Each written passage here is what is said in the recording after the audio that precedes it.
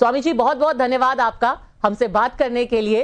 बहुत व्यस्त रहते हैं आप, पर इस बार G20 में वसुधैव कुटुंबकम मोटो है, कैसे देखते हैं आप इसको? देखो पद्मजा जी, वसुधैव कुटुंबकम ये भारत का दर्शन है। अभी तो भारत और इंडिया को भी लेकर के काफ़ी गहमा गहमी है। Whole world is our family, this is the thought process, this is the ideology of Bharat, and this is not only वसुधैव कुटुंबकम, एकत्वम अनुपश्यत, सहनाओ तो सहनो भुनक्तो, वननेस, कोएग्जिस्टेंस, ब्रदरहुड, हार्मनी, मित्रस्य चक्षुषा सर्वाणि भूतानि समीक्षन्ता, एकम ब्रह्म, एक ही ब्रह्म, एक ही परमात्मा। अब उसको नामों में खुदा, अल्लाह, ऑलमाइटी गॉड, वाहिगुरु, अकाल पुरुष जो भी कहें, हम एक ही ईश्वर को सर्वत्र देखते हैं। ये जो भेदभावपूर्ण दृष्टि का जो आरोप लगाते हैं सनातन धर्म पर, सनातन संस्कृति पर, वो अविवेकी लोग हैं।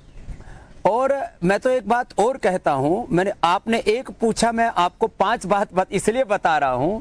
वसुधैव कुटुंबकम एकत्वमनुपश्यतः, सहनाव तो मित्रस्य चक्षुषा सर्वाणि भूतानि समीक्षन्ताम, यत्र विश्वं भवत्य एक नीडम, एकम ब्रह्मेति व्यजानात, एको वसी सर्वभूतानंतात्मा।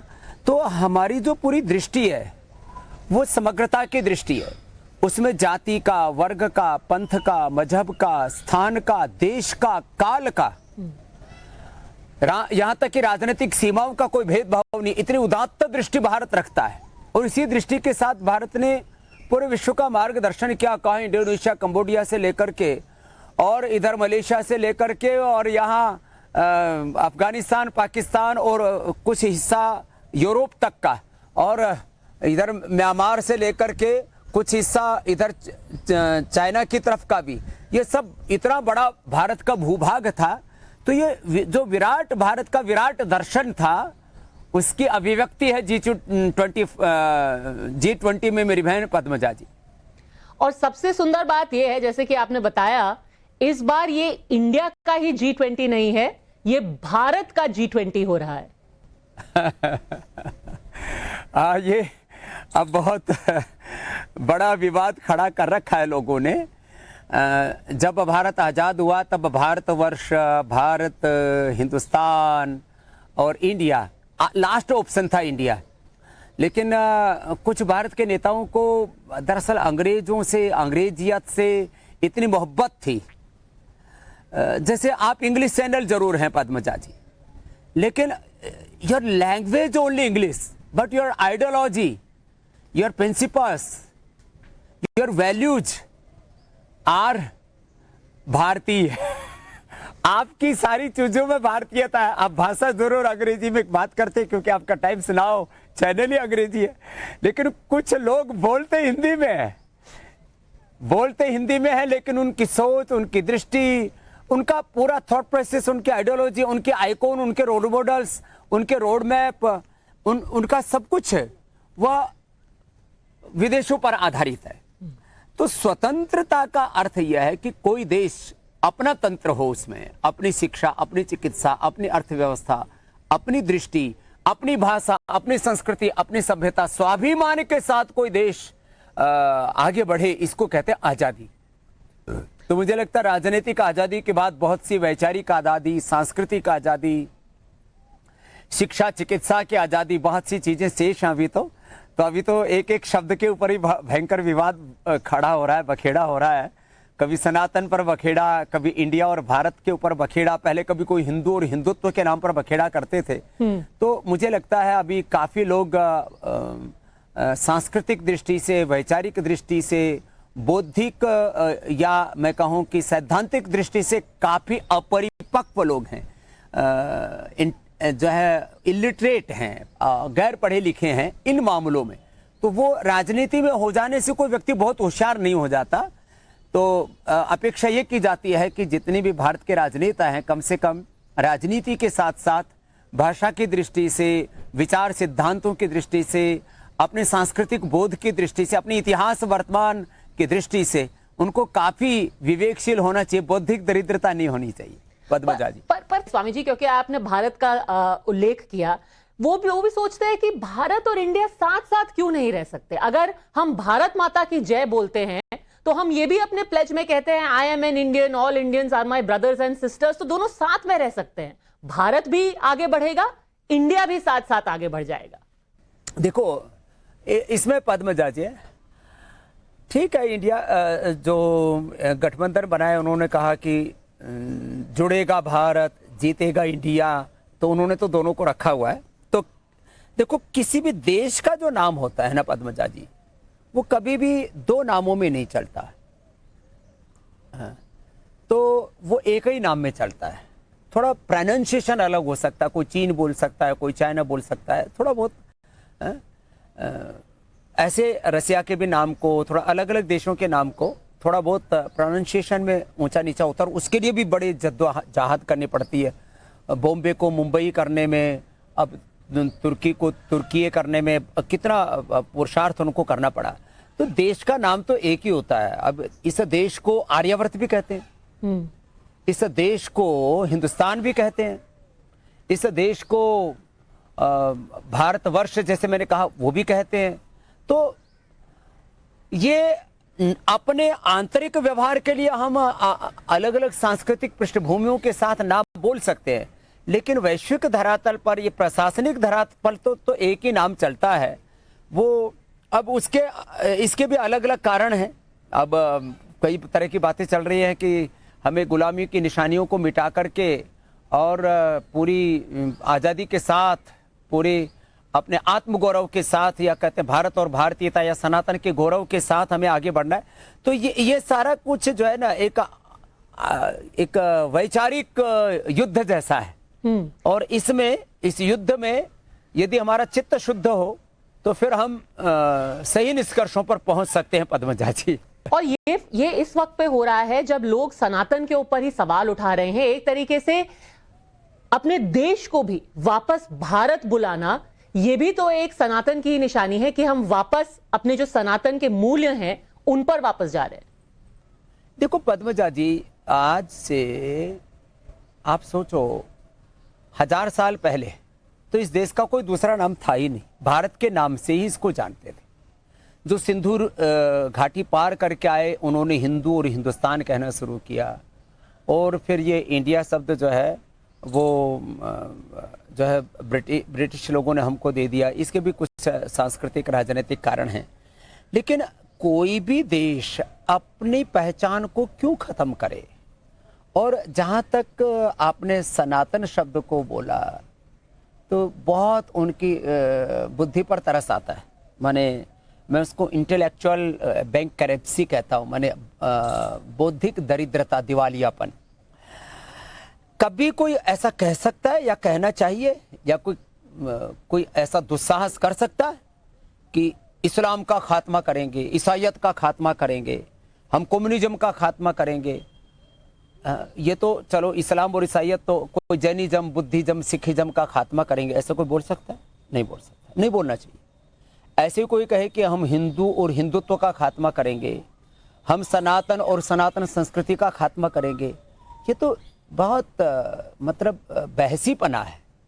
ऐसा बोलना ही अपने आप में बौद्धिक दिवालियापन है, और हमारे संविधान की आत्मा के खिलाफ है, ये मानवता के खिलाफ है। और मैं तो कहता हूँ यह एक जो प्रगतिशील जो सोच है उसके खिलाफ है।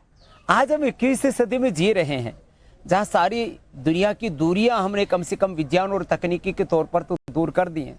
और दुनिया के देशों में भी अब तो जो है, जब से यूएनओ हुआ है और सारी दुनिया अब तो, चाहे वो एमएफ के माध्यम से, वर्ल्ड मैप के माध्यम से, और अलग अलग डब्ल्यूएचओ के माध्यम से, अलग अलग डब्ल्यूटीओ के माध्यम से पूरी दुनिया जुड़ी हुई है। अब राजनीतिक सीमाएं उनका एक औचित्य है पॉलिटिकल लीडरशिप के लिए, बस उतनी सी रह गई हैं। आखिर पूरी दुनिया को तो एक धरती, एक परिवार की सोच पर चलना ही पड़ेगा, क्योंकि ये कुदरत ने, नेचर ने, या हम प्रकृति से भी परे परमेश्वर एक पारमार्थिक सत्ता को मानते हैं, उसने तो कोई भेद नहीं किया, उसने तो देशों के नाम नहीं दिए थे। ये देशों के नाम पर, जातियों के नाम पर, मत पंथों के नाम पर ये जो भेदभाव खड़े किए हैं, ये स्वार्थी लोगों ने खड़े किए हैं अपनी सत्ताएं, अपना शासन काबिज रखने के लिए। और ये जो भेद खड़े करते हैं, कायर, कमजोर और बुद्धि लोग भेद खड़ा करते हैं, जो उदार चरित वाले होते हैं, जो आपने अभी प्रारंभ में कहा वसुधैव कुटुंबकम, अयम निजः परो वेति, ये मेरा है, ये दूसरा है। अयम निजः परो वेति गणना लघुचेतसाम उदार चरिता नाम तो वसुधैव कुटुंबकम। तो ये जो लघुता है, संकीर्णता है, स्वार्थ है, ये तोड़ने का काम करता है। हमने तो उदारता के गीत गाए हैं, मैत्री करुणा मुदिता के गीत गाए हैं, सत्य प्रेम करुणा के गीत गाए हैं, और सारे संसार को अपना परिवार, भारत ने तो अपने जन्म से ही, भारत ने आज से नहीं हजारों लाखों करोड़ों वर्षों से, जब से अब मनुष्य का कब से इतिहास है, कोई कहते हैं इतने लाख वर्षों से है, कोई कहता है इतने हजार वर्षों से है, जब से इस धरती पर मानवता का इतिहास है, तब से भारत ने सारे संसार को अपना माना है। पर जो नेता हैं वो कह रहे हैं कि हम किसी धर्म विशेष के खिलाफ नहीं बोल रहे हैं। जो जातिवाद है, वर्णवाद है, बाबा साहेब अंबेडकर ने कहा था कि कास्ट को, जातिवाद को खत्म किया जाना चाहिए, इसलिए उन्होंने बौद्ध धर्म अपनाया। पेरियार हैं, वो ब्राह्मणों के खिलाफ, ब्राह्मणवाद जो है, जो औरों को दबाता था, उसके खिलाफ बोलते थे। इसीलिए आज सनातन को खत्म करने के लिए बात इसलिए की जा रही है क्योंकि उस ब्राह्मणवाद के खिलाफ, उस जातिवाद के खिलाफ आवाज उठाई जा रही है, जो कि भेदभाव करता है, दबाता है। नहीं तो फिर आप बोलिए ना, नहीं आप सनातन के, देखो इसमें, नहीं देखो इसमें पद्मजा जी फिर ऐसा बोलना चाहिए, मैं सनातन के खिलाफ नहीं, मैं जातिवाद के खिलाफ। जातिवाद के खिलाफ तो मैं भी, मेरा तो जन्म ही सनातन में हुआ है, और मैं तो खुद सनातन का बहुत बड़ा प्रतीक है भगवा वस्त्र, उसकी संन्यास परंपरा को जीता हूं। और आज संन्यास में ब्राह्मण, क्षत्रिय, वैश्य, शूद्र, दलित, आदिवासी, वनवासी, सब भारतवासी ने, सब विश्ववासी संन्यास में दीक्षित हो रहे हैं। तो सनातन में भेद कहाँ है? सनातन में जाति का भेद नहीं है।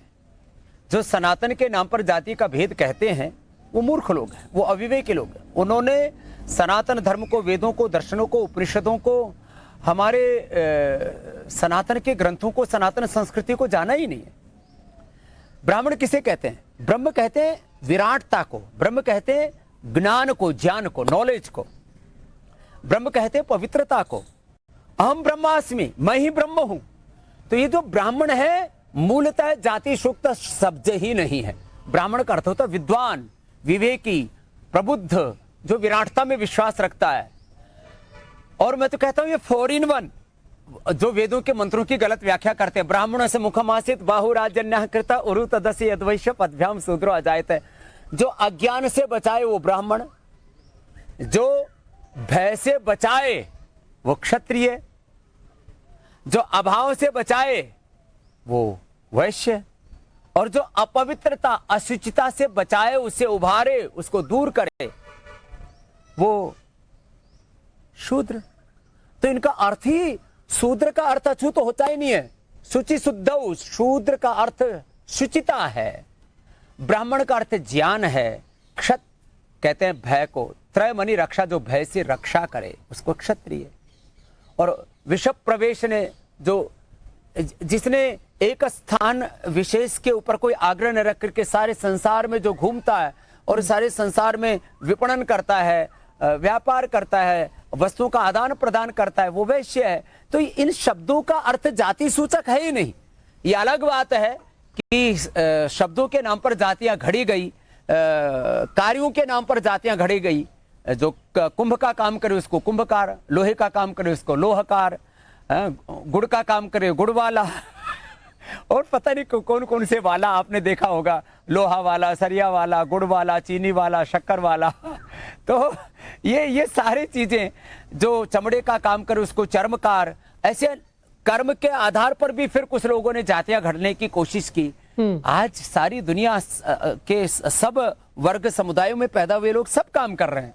तो ये जो शब्दों को ना समझ करके शब्दों के नाम पर जिन्होंने भेद, जाति की घड़ दी, जिन्होंने कर्म के आधार पर जातियां घड़ दी, मैं इस सब का विरोधी हूं।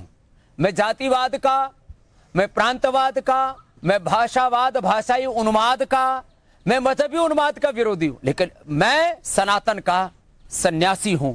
सनातन माने जो शाश्वत है, जो यूनिवर्सल ट्रूथ है, जो यूनिवर्सल वैल्यूज हैं, जो यूनिवर्सल प्रिंसिपल्स हैं, फिलॉसफीज हैं, उनको जो माने वो सनातन।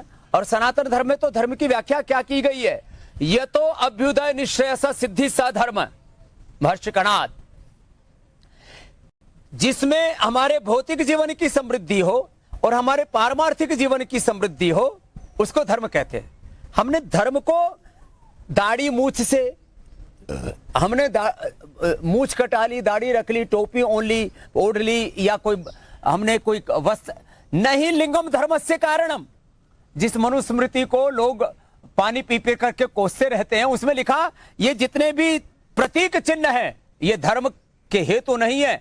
धर्म तो उसको कहते हैं जो हमारे जीवन का श्रेष्ठ आचरण है, धारणात् धर्म इति प्राहु।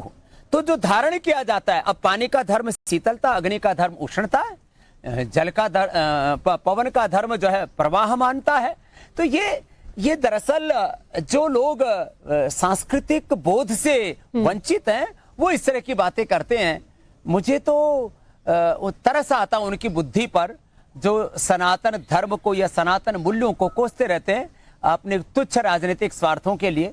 वैसे अब क्या करें, उन बौद्धिक दृष्टि से जिनके के भीतर पागलपन है, उन लोगों को या तो किसी से थोड़ा समझ लेना चाहिए, पढ़ लेना चाहिए।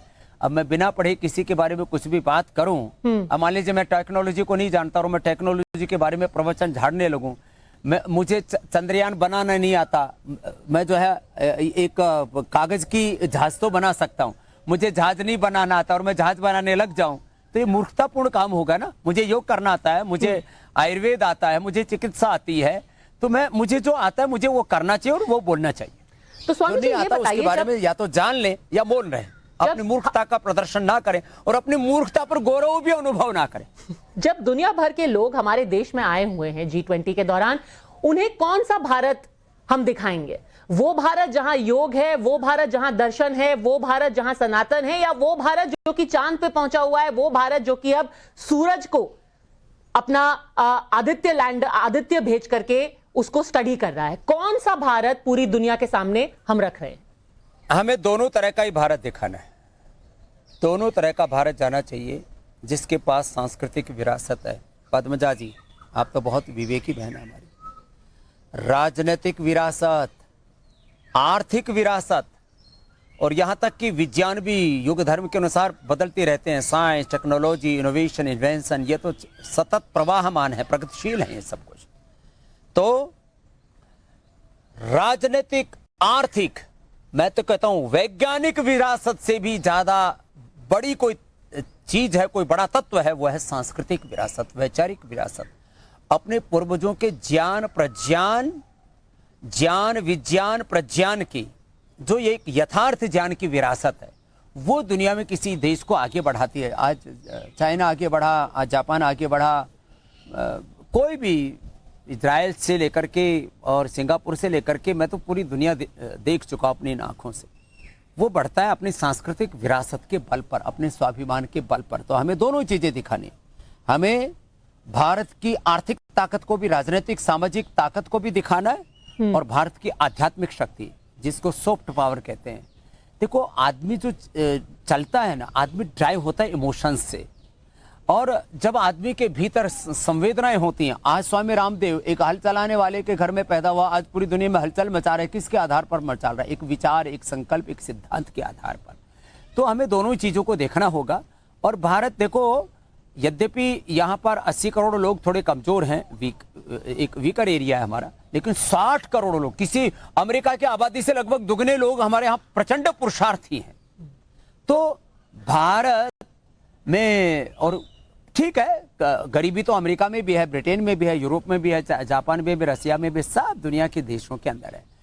उसकी संख्या थोड़ी कम ज्यादा हो जाती है, लेकिन भारत की आबादी के हिसाब से 60 करोड़ लोग यहाँ पर मिडिल क्लास, और फिर उसमें कुछ अपर मिडिल क्लास, फिर कुछ तो प्रीमियम क्लास हैं, कॉर्पोरेट्स हैं बड़े बड़े। तो भारत में सब कुछ है, और समग्र भारत का दर्शन G20 में होना चाहिए, कि किसी एक पक्ष का नहीं। मैं तो समग्रता का उपासक हूं। ओम पूर्णमदाः पूर्णमिदं पूर्णात् पूर्णमुदच्यते पूर्णस्य पूर्णमादाय पूर्णमेवावशिष्यते। तो भारत के एग्रीकल्चर से लेकर के इंडस्ट्री से लेकर के health, education, research, innovation, invention से लेकर के चंद्रयान और आदित्ययान से लेकर के धरती आसमान से लेकर के भारत के पास तो अप्रतिम प्रतिभा है, सामर्थ्य, मेधा है। तो समग्रता से भारत का दर्शन होना चाहिए पद्मजा जी। पर लोग हंसे, कुछ राजनीतिक पार्टियां ये भी कह रही हैं कि दुनिया हम पर हंसेगी जब पूरी दुनिया 21वीं सदी में आगे बढ़ रही है, हम पीछे देख रहे हैं। हम बात कर रहे हैं संस्कृति की, हम भारत की बात कर रहे हैं, हम ये बात कर रहे हैं कि 1000 साल पहले हमारे पुराणों में क्या लिखा हुआ था। नेहरू जी बोल करके गए थे कि dams are the temples of modern India. आज हमें डैम्स चाहिए, बांध चाहिए, हमें IIT, IIM चाहिए, हमें मंदिर मस्जिद की राजनीति नहीं करनी चाहिए। और अब हम आके फंस गए हैं भारत में। अच्छा ये बताओ पद्मजा जी, आपने जो पहला वाक्य बोला मैं उसका समर्थक हूँ। निर्माण होना चाहिए, उद्योग होने चाहिए, आर्थिक समृद्धि होनी चाहिए, प्रॉस्पेरिटी होनी चाहिए, पुरुषार्थ जीवन में होना चाहिए, सृजनशीलता, उत्पादकता और हमारे जीवन में साइंटिफिक टेम्परामेंट होना चाहिए, लॉजिकली हमें बहुत स्ट्रॉन्ग होना चाहिए, सब तरह से हमें विकसित होना चाहिए। तो क्या सांस्कृतिक दृष्टि से दरिद्र होना चाहिए? ये तो बौद्धिक, फिर वापस वही आ गई बौद्धिक दिवालियापन की ये तो बात है। पूरी दुनिया का एक देश बता दो जो भी जिसके पास कुछ भी है अपनी सांस्कृतिक विरासत को सजो के नहीं रखता। सारी दुनिया के देश गुलामी की निशानियों को मिटाते हैं, अपने सांस्कृतिक गौरव को संजो करके आगे बढ़ते हैं। अरे लोग तो 200, 400, 500, 1000, 2000, 3000 साल पुरानी जो ईंट, दीवारें, पत्थर हैं उन तक को संजो के रखते हैं। हम तो ईंट पत्थरों तक की ही नहीं, हम तो ज्ञान की विरासत को मानने वाले हैं। तो ये तो फिर वापस वही बात आ गई। ये तो जो है ना बौद्धिक दिवालियापन होगा, ये तो राजनीतिक दिवालियापन होगा, ये तो सांस्कृतिक दिवालियापन होगा कि जो ऐसी बातें करते हो। जिस देश के पास इतना बड़ा अपने पूर्वजों की विरासत का वैभव हो और उसको कोई झुठलाने की, ठुकराने की बात करे, ये तो गलत होगा। अच्छा जो लोग कहते हैं ना मंदिर मस्जिद में क्या रखा है, तो जरा एक बार ये भी तो बोल दें कि सारे मंदिर तोड़ दो, सारी मस्जिदें तोड़ दो, सारी गिरजाघर तोड़ दो, बोल के देखो ना एक बार। क्या बकवास करते हैं लोग। ये क्या नेहरू जी ने ऐसा कहा था कि सारी मस्जिदें, सारे गिरजाघर, सारे गुरुद्वारे तोड़ दो? बोला था ऐसा? नहीं। क्या उन्होंने कहा था ये बेहूदीपने की आप बात है। डैम्स बनाइए, सारी दुनिया प्रतीकों पर चलती है, अस्पताल बनाइए। जो धर्म को नहीं मानते तो वो बनाए ना। जो भौतिकवादी लोग हैं, मेटलिस्टिक लोग हैं, वो भी अपने लेनिन, मार्क्स और माओ की तस्वीरें चौराहों पर लगाते हैं। तो इसका विरोध कहा है। मैंने तो अभी आपको धर्म की व्याख्या, सनातन धर्म में धर्म की व्याख्या की है। अभ्युदय, द प्रॉस्पेरिटी एंड निश्रेयस, पीस, प्रॉस्पेरिटी एंड पीस दोनों मिलकर के धर्म को बनाते हैं। विद्याम च यस्तद वेदो भयं स अविद्या मृत्युम तीर्त्वा विद्यामृतम असनुते संभूतिम च विनाशम च यस्तद वेदो भयं स विनाशेन मृत्युम तीर्त्वा संभूत्यामृतम अश्नुते। तो पद्मजा जी, ये एक जीवन का जो सम्यक दृष्टिकोण है वह सनातन धर्म है। और धर्म का अर्थ यहां पर फिर मैं वापस कह रहा हूं, कोई प्रतीक नहीं है। धर्म माने हमारे ज्ञान की श्रेष्ठता, हमारी संवेदनाओं की श्रेष्ठता, हमारे कर्मों की, आचरण की श्रेष्ठता, हमारे सृजन की श्रेष्ठता, सब प्रकार की जो श्रेष्ठताएं हैं, दिव्यताएं, भव्यताएं हैं, उनको हमारे यहाँ पर धर्म का है। धर्म की यह व्याख्या ही नहीं है जो मूर्खों का टोला गैंग करने में लगा पड़ा है, वो धर्म की व्याख्या ही नहीं। जो धर्म क्या है? आपका पत्रकारिता धर्म क्या है? पत्रकारिता धर्म जो है वो कैमरा पूजने का है क्या? आप जहां खड़े रह करके जिस स्टूडियो में बैठे हैं उसकी पूजा करने का नाम है क्या पत्रकारिता धर्म? माने पत्रकारिता जो आपका कर्म है उसको आप अच्छे से करो। ऐसे ही कृषि धर्म, ऐसे ही शिक्षा चिकित्सा धर्म, न्याय धर्म। तो आप क्या पूरे भारत की सांस्कृतिक विरासत को मटिया मेट कर देंगे? बाबा साहब अंबेडकर ने भी बौद्ध धर्म क्यों धारण किया?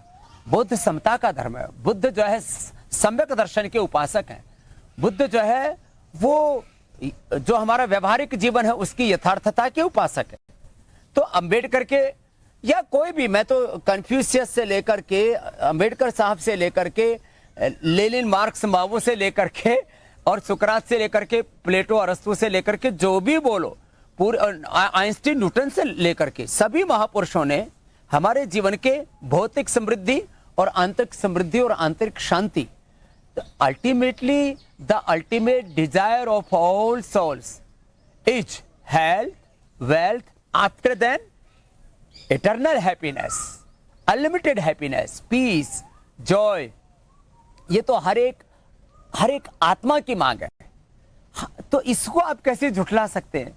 तो मुझे लगता है जीवन को भी थोड़ा समग्रता से देखना चाहिए। केवल राजनीति सब कुछ नहीं होते हैं, राजनीतिक हार जीत ही सब कुछ नहीं होती है। सत्य जो है राजनीति से परे है। राजनीति तो क्षणिक धर्म है, जो सनातन धर्म है, सनातन संस्कृति है, वो तो शाश्वत है मेरी बहन पद्मजा जी। यही समग्र दर्शन जो कि G20 जितने देश हमारे भारत में आएंगे उनके सामने भी रहेगा, जहां साइंस भी है, सनातन भी है। स्वामी जी, आपका बहुत बहुत धन्यवाद। Thank you very much Baba Ramdev for speaking to us. बहुत बहुत धन्यवाद पद्मजा जी। और 2047 से पहले भारत विश्व की आर्थिक और आध्यात्मिक राजनीतिक महाशक्ति बनेगा, ये मैं आज आपको कह रहा हूं, क्योंकि उस भारत के सामर्थ्य को मैंने पूरे भारत भ्रमण करके और पूरे विश्व में भ्रमण करके देखा है। बहुत बहुत प्रणाम, नमस्ते, भारत माता की जय।